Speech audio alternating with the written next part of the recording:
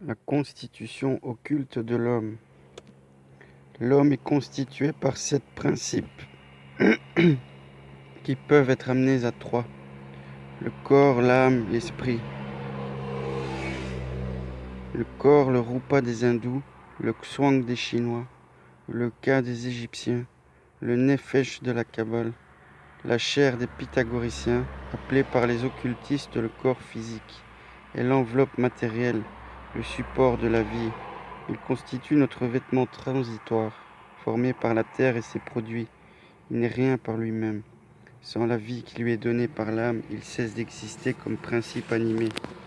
Il retourne à son origine, sa matière physique.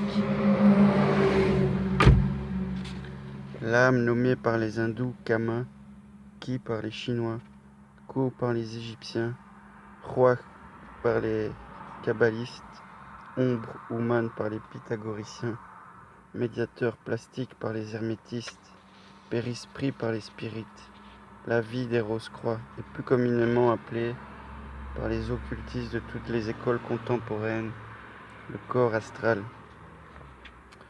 Voyons le sphinx, l'ange, l'aigle, le lion et le taureau, la constitution psychologique de l'homme en correspondance avec les 4 parties. Impulsion sensuelle et instinctive, le taureau. Impulsion passionnelle, le lion.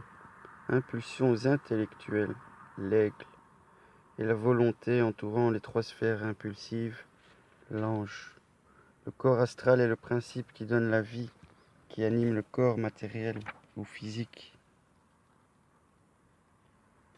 Il apporte en nous la vie de l'univers, qui circule dans tous les astres. Il est le siège de la passion ou des sentiments bons ou mauvais. Seul, sans la spiritualité qui lui est insufflée par l'esprit latent, il est égoïste et représente le moi dans toute sa force. Il donne une bonté et une noblesse plus ou moins grandes selon la capacité d'esprit qu'il est capable de véhiculer. L'esprit, l'atma des hindous, nommé par les Chinois Won, Bai par les Égyptiens, Neshama par les kabbalistes, esprit par les pythagoriciens, les hermétistes, les Rose-Croix et les spirites, le corps spirituel des occultistes contemporains est le reflet en nous de l'absolu, siège de l'inspiration et de l'amour. À peine développé dans les races humaines actuelles, il est le seul éternel, émané du divin. Il retournera au divin. Cet esprit ne nous est pas personnel, il est le même en tous, plus ou moins latent. Il est l'homme collectif, la forme archétype, l'encadrement des kabbalistes et des gnostiques. En résumé, le corps est la nature dans l'homme, l'âme est l'univers dans l'homme, et l'esprit est Dieu dans l'homme. Cette constitution de l'homme est universellement reconnue. Nous la trouvons dans saint Paul. Elle fut toujours et reste aujourd'hui la base de tout ésotérisme.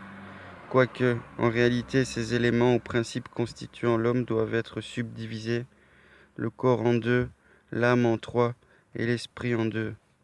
Cette dernière classification est employée et étudiée dans les écoles supérieures d'occultisme. Elle a été transmise à l'Occident par la théosophie et par une grande initiée, comme H.P. Blavatsky, missionné par les centres d'adeptes transhimalayens pour soulever un coin du voile recouvrant l'immémoriale connaissance. Voici la nomenclature des 7 principes de l'homme et leur correspondance sur les 5 premiers plans, selon la théosophie orientale. Le corps physique est le double éthérique, formant le plan physique Rupa. Corps astral, formant le plan astral Kama. Corps mental et corps causal, constituant le plan mental Manas. Et du causal à l'âme spirituelle, causant le plan d'intuition, le plan bouddhique. Et puis l'ultime plan est l'esprit divin, le plan spirituel Atma. Nous pouvons les représenter par un triangle surmontant un carré. Le triangle représente l'ego, l'individualité, l'homme véritable et immortel, Atma Buddhi Manas. Le carré représente le véhicule transitoire de l'ego, la personnalité, les 4 principes inférieurs en rapport avec les 4 éléments. Ces principes, après la mort de l'homme, retournent à leur état de matière, en se décomposant dans leurs plans respectifs. Le corps physique de l'homme peut être divisé en deux. Le corps grossier qui est formé des éléments de 3 sous-plans inférieurs du plan physique, qui est solide, liquide et gazeux. Le double formé des éléments des 4 sous-plans supérieurs du même plan. Seul le corps grossier est reconnu et étudié par la science moderne. Le double éthérique est seulement observé par les clairvoyants. Il épouse les contours du corps grossier et sa couleur ordinaire est d'un gris-violet et qui peut être plus ou moins atténué selon les réactions des autres corps subtils. C'est le double éthérique qui donne la vitalité au corps physique.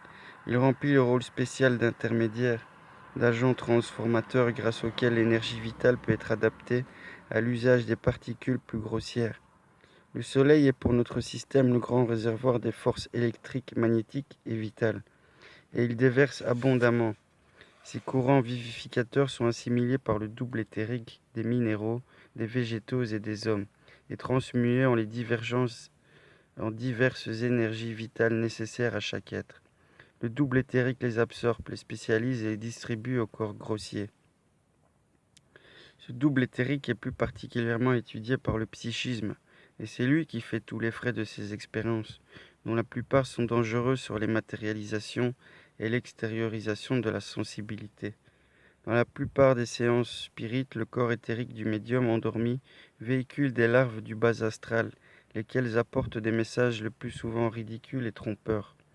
La séparation du corps physique et de son double éthérique provoque la mort. Dans la vie terrestre, ces deux corps fonctionnent ensemble, et il y a toujours danger à provoquer le dédoublement. Quand le double éthérique est en partie projeté hors du corps grossier, il ne peut s'agir que d'un fait anormal, comme dans certaines maladies au cours desquelles ce fait se produit naturellement, ou dans l'anesthésie, où il est provoqué par des moyens factices. Toutes les réactions sensorielles sont provoquées par le double éthérique, et c'est la raison pour laquelle un individu dont le double s'est échappé reste insensible aux coups, brûlures, piqûres, etc. Mais si par contre on fait subir ces sévices au double, on voit le corps endormi se tordre douloureusement. Le corps éthérique reçoit les courants de force de l'astral par des centres tourbillonnaires que les clairvoyants peuvent observer à la surface du double. Ces centres de force sont nommés par les hindous chakras ou rous. On les nomme également lotus, et l'activité de ces chakras et le développement des pétales de lotus sont le but des exercices de yoga. Le corps astral de l'homme formé des matériaux subtils empruntés à tous les sous-plans du second plan de la nature Kama. L'animal le possède également, et il n'existe qu'un germe dans le règne végétal. Le corps astral est le centre des désirs et des passions. C'est pourquoi on l'appelle quelquefois âme animale. Tous les besoins de l'animal, a écrit Annie Besant, la faim, la soif, l'appétit sexuel sont de son domaine, comme les passions, l'amour dans son aspect inférieur, la haine, l'envie, la jalousie. Il est le désir de l'existence sensuelle, ce qui veut éprouver les joies matérielles, la luxure de la chair et celle des yeux, la chaleur de la vie. C'est le plus matériel des principes de notre nature, celui qui nous attache avec le plus de force à l'existence terrestre. Sans le corps astral, cet intermédiaire qui permet à la bête qui est en nous de vivre pleinement sa vie, l'homme n'éprouvait aucune sensation, ni physique ni morale. Mais cette sensation est d'autant plus vive que le corps astral est plus développé. Chez un homme très évolué, la sensibilité est vive. Elle est atténuée chez le sauvage. Et si l'on descend l'échelle, elle diminue encore chez l'animal qui ne répond que dans une faible mesure à la conscience astrale. Chez le végétal, il n'y a plus qu'une trace très confuse de plaisir ou de douleur. Et lorsqu'on arrive au minéral qui ne répond pas à la conscience astrale, toute trace de sensation a disparu. Pendant le sommeil, le corps astral sort en dehors de l'organisme physique qui l'enveloppe et laisse ensemble les corps grossiers et éthériques. Libéré, il flotte au-dessus de ces derniers, retenu parce que certains occultistes nomment le fil d'argent. Et vivant ainsi, d'une vie indépendante, il perçoit ce qui se place sur son plan distinct et en imprime le souvenir à la conscience dès le réveil, mais d'une façon très confuse. Ainsi s'explique le phénomène du rêve et ses paysages merveilleux ou baroques, ces êtres splendides ou monstrueux que nous voyons pendant notre existence nocturne sont aussi réels que ce que nous percevons sur le plan physique pendant notre existence diurne. Souvent aussi, durant le sommeil, nous nous rencontrons avec des êtres chers, partie de notre plan physique et qui séjournent encore dans les régions astrales. Les phénomènes de la vie nocturne et du rêve sont très complexes et il est impossible de les étudier dans le cadre restreint de cet audio. Le corps mental, véhicule de la pensée concrète, est formé par les matériaux subtils des sous-plans inférieurs du troisième plan de la nature. Selon la doctrine secrète, il y a 18 millions d'années que l'homme reçut ce rayon manasique, quand il fut éveillé au milieu de la troisième race, après la séparation des sexes, allégorisée dans la Bible. Cet éveil fut l'œuvre des seigneurs de la flamme. L'homme a la faculté de développer ce corps et surtout de l'élever en le faisant répondre à la conscience du mental supérieur, au lieu de le faire descendre au niveau du plan astral ou passionnel. On arrive à ce développement par la culture de la pensée, par la culture de la concentration et de la méditation.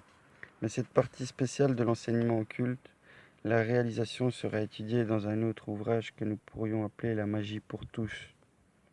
Le corps mental est le dernier du quaternaire formel, ce que la théosophie moderne nomme les corps rupa.